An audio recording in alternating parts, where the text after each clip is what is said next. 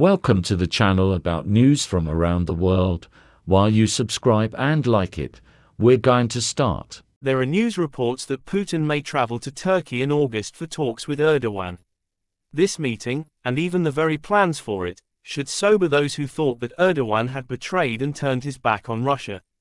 If that were the case, no meeting would be out of the question, just as no meeting between Putin and Macron or Scholz, for example, would be out of the question.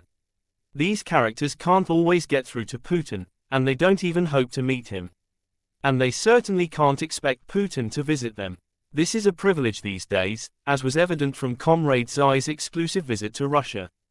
For some reason Comrade Xi did not go to the USA, but went to Russia, and for some reason Biden did not invite Xi Jinping to visit him either, but invited only Putin, maybe because relations between China and the USA are really bad, and the leaders of these countries have nothing to talk to each other about, except for security issues, so that their enmity does not suddenly turn into a nuclear war. And Blinken went to China to discuss this recently.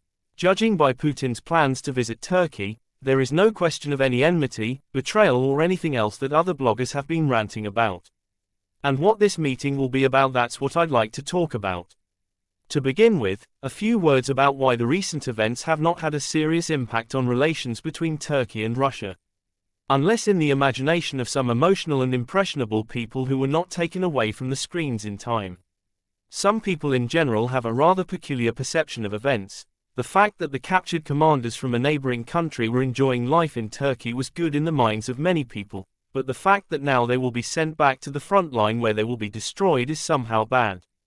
As far as I am concerned, these people for their actions deserved obviously not an indefinite holiday in Turkey. Does anyone have a different opinion about the fact that Erdogan broke his promises? Here too many people have a peculiar interpretation of events because of their unwillingness to look at the whole picture. The version that I am going to give below will certainly not be told on TV. In this story, it should be noted that there was a strong earthquake in Turkey, which damaged the economy by tens of billions of dollars. Nobody there had budgeted for such shocks, and when the earthquake happened, in one of my articles I expressed my fears that Erdogan would start asking for money from someone, and it might be Russia. Fortunately Erdogan went the other way and decided to shake money from the IMF and came up with the idea of placating a bit of Biden and his green-shirted favorite. Let's hope Erdogan gets that money from the IMF and doesn't nag it from us or the BRICS Bank. I don't rule out that it could even have been agreed in advance. That, by the way, we won't be offended much, but just for looks, if Erdogan, playing on Biden's unhealthy love for our neighbors, finds the money for earthquake recovery in the West, not in BRICS and SCO, where Turkey aspires to, if Erdogan just frees a few people. Biden and his son have already been repeatedly shown to have an unhealthy sympathy for our neighbors, so I wouldn't be surprised by anything anymore. With their corruption schemes and ties with the neighboring country, they have already caused such damage to the American economy that after Biden's rule America will probably have to be restored with loans from the IMF. By the way, Sergei Lavrov refused to disclose the content of the negotiations on the situation with the release of prisoners, which he held with his Turkish counterpart Hakan Fidan.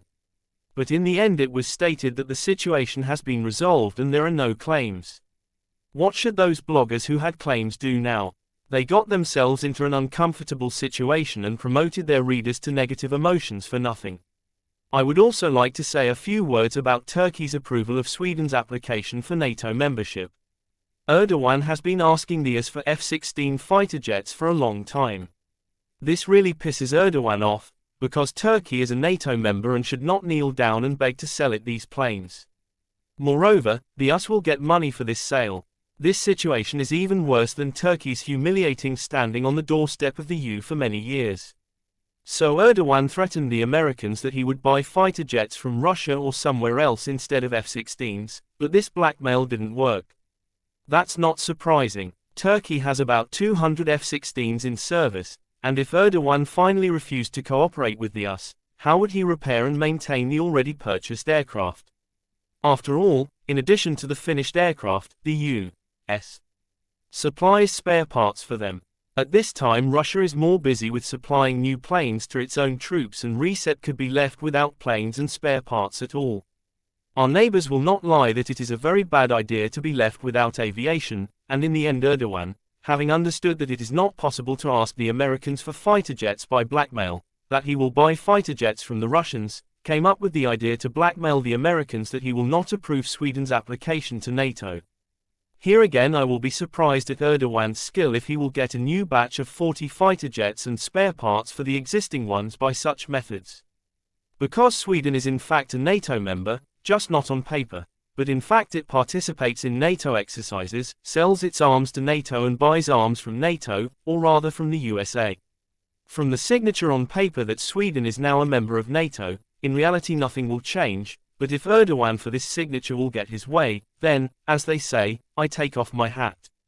All in all, at the talks at the NATO summit in Vilnius, Biden and Erdogan were trading air with each other. Biden was selling Erdogan an existing but congressionally blocked deal to sell Turkey F-16s, and Erdogan was selling Biden Sweden into NATO, which already behaves like a NATO member. Now let's talk about the real negotiations: Putin's upcoming visit to Turkey. It's no secret that the last extension of the grain deal was partly related to the elections in Turkey. The main purpose of the deal is of course not related to Turkey or Erdogan, but to grain supplies to Africa. Africa is Russia's strategic partner and a potential market to replace the European Union.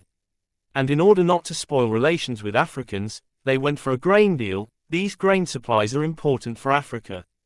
But specifically the latest extension also played into Erdogan's hands and indirectly helped him get re-elected. Therefore, Erdogan owes Putin a debt.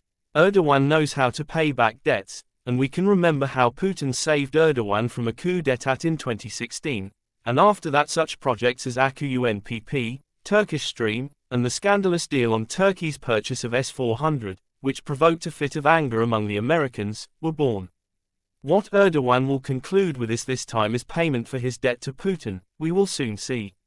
Erdogan will also have to somehow persuade Putin to put in a good word for Turkey in the SCO, where Turkey is seeking to join, following Iran's example.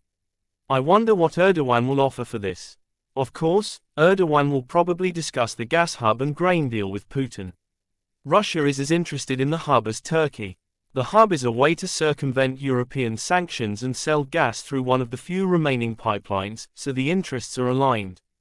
The same cannot be said about the grain deal. Erdogan's election has already passed, and it is possible to supply grain to Africa without the services of Western companies. It just took time, during which Russia took part in this deal. So the grain deal may not be extended. Finally, we need to discuss joint projects with Turkey for the future, because everything that I have listed before are current affairs that were agreed upon before, and we need to outline the contours of cooperation for several years ahead, with the correction of the fact that Erdogan owes us a little bit. So we will wait for the results of the meeting. I think it will be favorable and positive for Russia. Thank you for watching. If you're interested, subscribe and leave a comment.